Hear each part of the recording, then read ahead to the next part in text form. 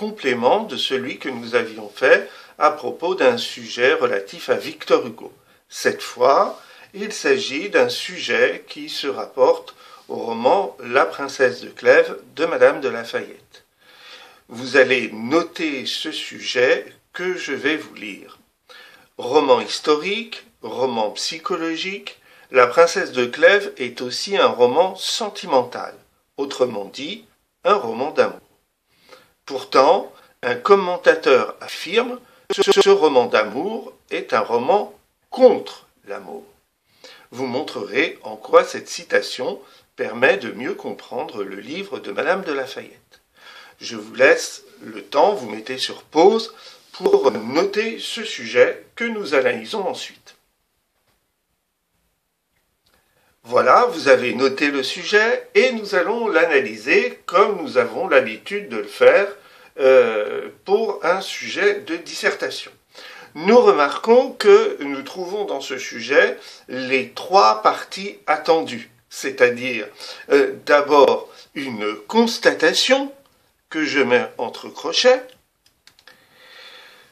roman historique, roman psychologique, La princesse de Clèves est aussi un roman sentimental, autrement dit un roman d'amour. Et on remarque que dans cette constatation, eh bien, il y a deux expressions qui nous intéressent. C'est l'expression roman sentimental et l'expression roman d'amour que le sujet présente comme des sortes de synonymes. Deuxième élément de ce sujet, pourtant un commentateur affirme que ce roman d'amour est un roman contre l'amour. Là, vous voyez que, introduit par le connecteur pourtant, eh bien, commence à se poser un problème, et donc, c'est ce qu'on appelle dans le sujet la problématique du sujet. Et là, vous voyez que cette problématique, elle est résumée dans ce passage-là, hein, c'est-à-dire un roman contre l'amour, alors qu'il est désigné comme un roman d'amour. Hein. Donc c'est cette espèce de contradiction entre le fait que ce soit un roman d'amour et que le thème de l'amour soit traité de façon négative. Et puis, la troisième partie du sujet, c'est ce qu'on appelle la consigne. Et vous remarquerez que cette consigne, à la différence de la consigne précédente, ne se présente pas sous la forme d'une question, mais se présente sous la forme d'un ordre. Hein, vous montrerez. En fait, on ne vous demande pas dans ce sujet-là d'exprimer une opinion, de vérifier si la question qui est posée ou la question sous-entendue qui est posée nous amène à une vision dialectique de la problématique, pas du tout. Là, on vous demande de vérifier l'efficacité de cette citation par rapport au roman que nous avons étudié, qui est le roman de Madame de La Fayette. Alors, pour compléter le travail que nous allons faire ensemble, pensez bien à aller relire de façon attentive les différentes photocopies que nous avons commentées dans la présentation de La princesse de Clèves, et vous verrez dans ces documents un certain nombre d'informations, d'exemples qui vous rafraîchiront la mémoire, évidemment, sur le roman de La princesse de Clèves. Et moi-même, je me suis efforcé de travailler sur ce sujet en utilisant de façon très fréquente les éléments en question. Alors, qu'est-ce que l'on remarque? Eh bien que, effectivement, le roman d'amour est un roman contre l'amour, et il va falloir trouver un certain nombre d'arguments qui nous montrent que ce roman sentimental, en fait, cherche à être une sorte de critique de l'amour.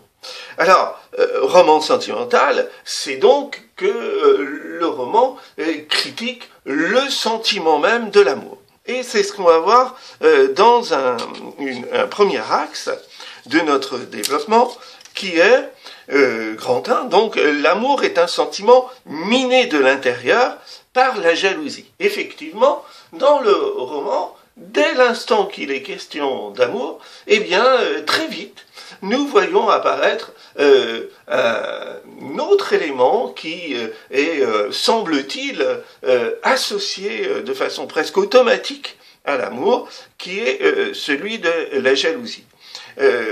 Presque comme si l'amour était indissociable de la jalousie.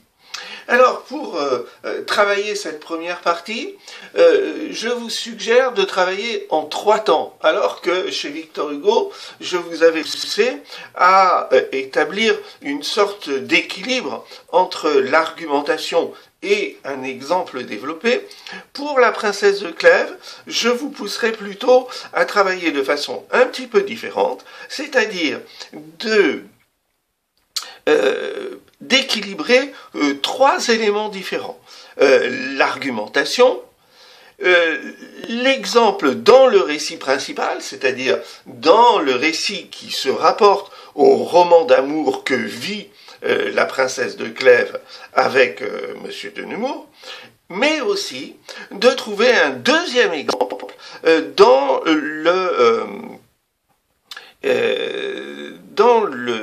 un des récits intercalés qui intervient dans le roman, parce que l'auteur a voulu justement utiliser ces récits intercalés comme des récits exemplaires.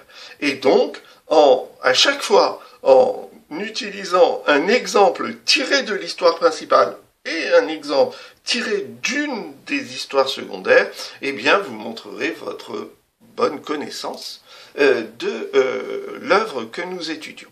Alors, on remarque que le sentiment est miné par la jalousie. Pourquoi ? Eh bien, mon argument, c'est que l'amour est une passion destructrice. Alors, pour comprendre ce que je veux dire, eh bien, il faut se rapporter à ce mot passion. Et ce mot passion, étymologiquement, eh bien, il se rapporte à l'idée de souffrance.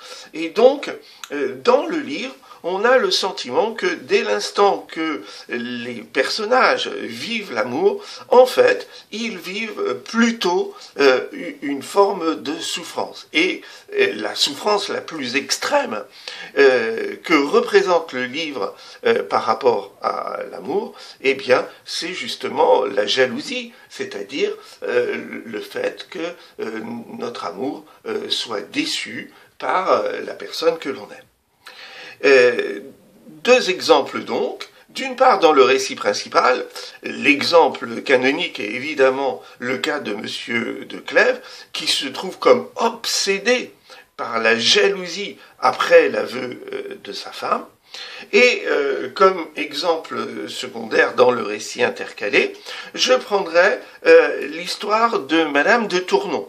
Il est remarquable d'ailleurs que cette histoire est racontée dans le livre par Monsieur de Clèves, et il raconte le cas de Monsieur de Sancerre qui finalement ne croit plus au sentiment de l'amour lorsqu'il découvre que la femme qu'il aimait, sa maîtresse, eh bien, en fait, lui était infidèle, mais cette découverte ne se fait qu'après la mort de celle-ci.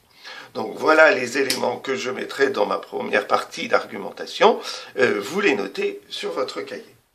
Vous faites pause.